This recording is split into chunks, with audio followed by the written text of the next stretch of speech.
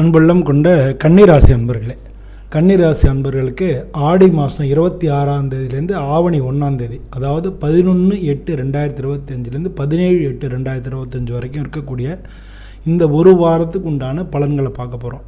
பொதுவாக இந்த வாரத்தை பொறுத்தளவில் கன்னிராசி அன்பர்கள் எல்லாத்துலேயும் கொஞ்சம் நிதானமாக நடந்துக்கிறது நல்லது. உங்களுக்கு இந்த திங்கள் செவ்வாயில் கொஞ்சம் உடல்நிலை கோளாறுகள், கொஞ்சம் காரிய தடைகள்லாம் கிட்டத்தட்ட இந்த வாரம் ஃபுல்லாகவே கொஞ்சம் காரிய தடைகள் தான் அதிகமாக இருக்கிறதுக்கான வாய்ப்புகள் நிறையா இருக்குது. இந்த வார கடைசியில் தான் உங்களுக்கு நல்லா இருக்குது.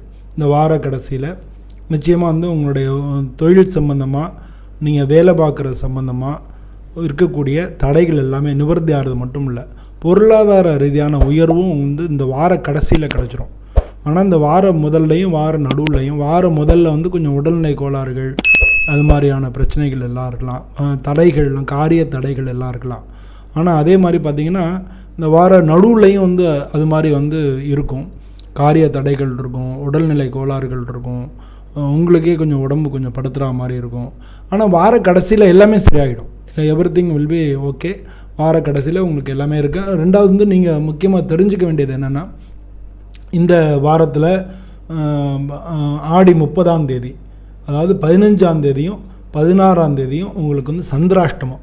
14, 15, 16, 16ஆம் தேதி காலையில் வரைக்கும் உங்களுக்கு சந்திராஷ்டமம். அதுக்கப்புறம் 17ஆம் தேதி அன்றைக்கி துலா ராசிக்கு தான் சந்திராஷ்டமம். ஸோ அதனால் 17ஆம் தேதி அன்றைக்கி உங்களுக்கு எல்லாமே கிளியர் ஆகிடும். நீங்கள் 16ஆம் தேதி 17ஆம் தேதி 2 நாளுமே உங்களுக்கு எல்லாமே கிளியர் ஆகிடும். அது வரைக்கும் சந்திராஷ்டமம் வேறு இருக்குது. அதே நேரத்தில் சந்திரன் 6, 7, 8 இந்த 3 இடத்துலையும் ட்ராவல் பண்ணுறது.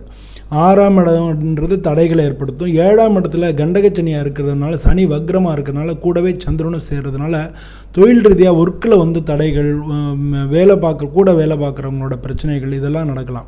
வார கடைசியில் எல்லாமே சரியாயிடும். அதனால் இந்த வாரத்தை பொறுத்தளவில் நீங்கள் பெருமாளை வேண்டிக்கிறது ரொம்ப ரொம்ப நல்லது.